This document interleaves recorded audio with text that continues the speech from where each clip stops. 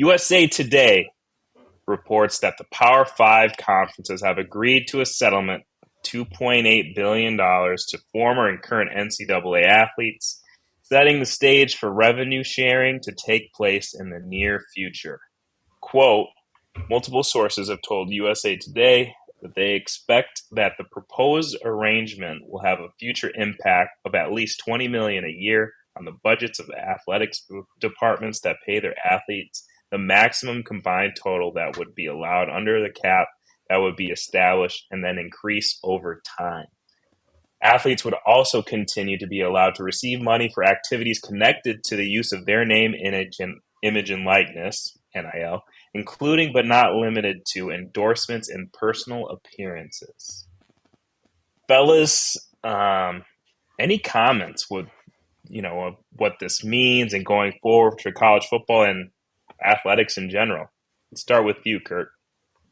Yeah, I got a couple questions about this. So the first thing that I think will be positive, and my hope for this is that like it takes some of the pressure off of the fans to be like getting the players this money. Fans are already the ones buying tickets to the games, tailgating, doing all this stuff, bringing the enthusiasm.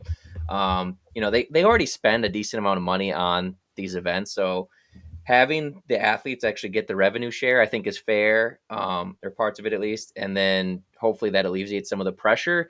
But it talked about who, like, a cap system potentially being in place for like these major conferences in that article, and so I'm just curious, like, if you're going to a cap system, does that really change what player, like, I feel like NIL is still going to be a factor in this sense, because now players, say you're at Minnesota and it's got the same TV payout as an Ohio State player, what that will be, I don't know. Say you get $50,000 just for being on the team every year, for being, from the revenue share. Like, is that then going to be on NIL to make up the difference of like still paying them to like keep them here, as far as not getting lured away? You know what I'm saying?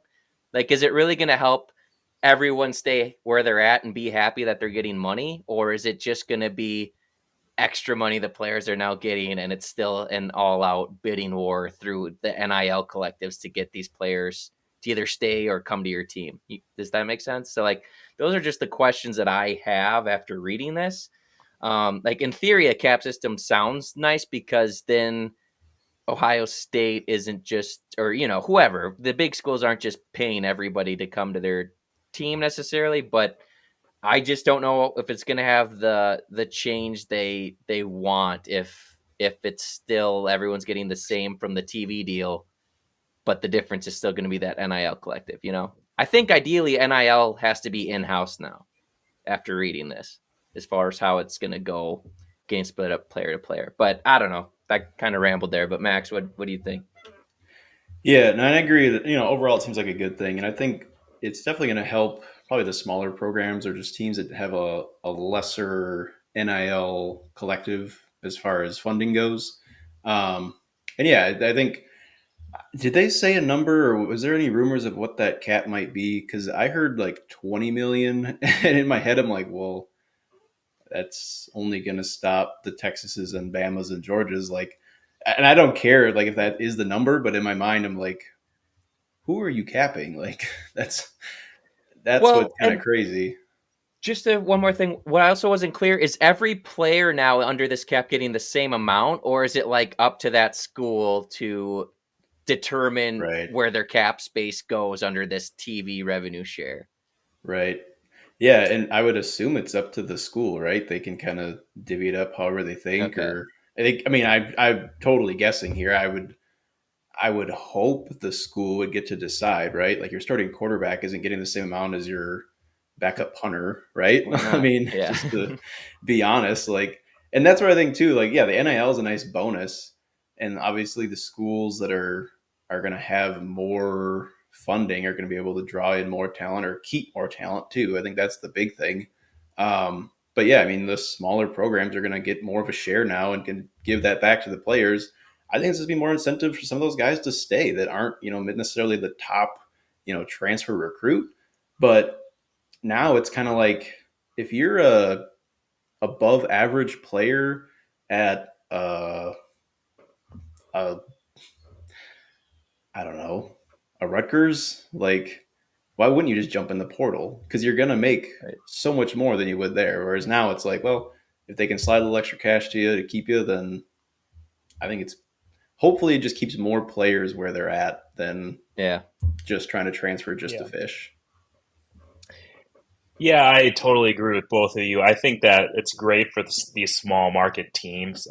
Essentially, we're getting to, professional sports here, right? We're looking at this cap, and then, we're pretty much spreading the wealth across all these teams.